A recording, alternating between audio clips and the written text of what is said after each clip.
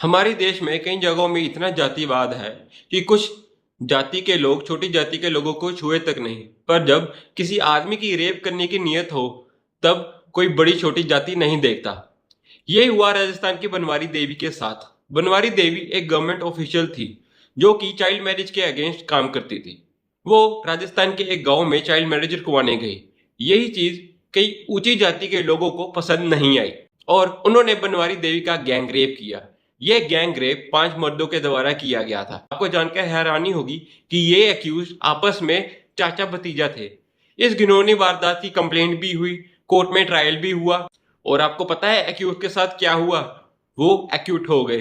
पता है किस ग्राउंड पे? कोर्ट ने कहा कि मर्द दूसरी जाति से थे, इसलिए वो किसी और जाति के वुमन का रेप नहीं कर सकते। कोर्ट ने कहा कि चाचा भतीजा एक दूसरे के सामने रेप कमिट नहीं कर सकते क्योंकि ये उनकी मॉरल्स और फैमिली ट्रेडिशंस के खिलाफ है। कोर्ट ने यह भी कहा कि 2 एक्यूज तो 60 साल की उम्र के ऊपर हैं, तो वो फिजिकली इनकैपेबल है रेप कमिट करने के।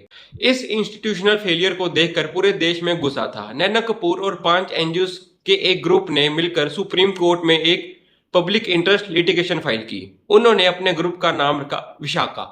उन्होंने कोर्ट के सामने एक बहुत बड़ा सच रखा कि इंडिया में वर्किंग वुमेन के लिए वर्क प्लेस पर सेक्सुअल हरासमेंट के खिलाफ कोई स्पेसिफिक सिविल या क्रिमिनल लॉ नहीं है।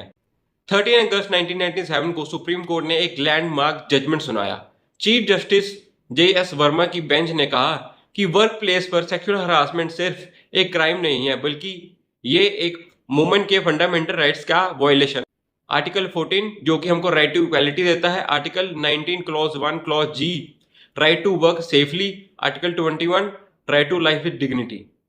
क्योंकि उस वक्त पर पार्लियामेंट का कोई लॉ नहीं था, तो सुप्रीम कोर्ट ने कॉन्स्टिट्यूशन का आर्टिकल 141 यूज करके इंटरनेशनल कन्वेंशन CEDAW का यूज करके खुद ही कुछ मैंडेटरी गाइडलाइंस बनाई। इन्हें ही हम कहते हैं विशाखा गाइडलाइंस। ये तब तक लॉ की तरह अप्लाई होनी थी जब तक पार्लियामेंट कोई एक्ट नहीं बना देता, और फिर इन्हीं गाइडलाइंस को यूज करके पार्लियामेंट ने बनाया posh act, sexual harassment of women at work place prevention prohibition and redressal act 2013, जिसके मेन प्रोविजन हम समझेंगे अगली वीडियो में। तब तक के लिए वीडियो पसंद आए तो लाइक शेयर जरूर करना। ठीक है दोस्तों, साइनिंग ऑफ, जय हिंद।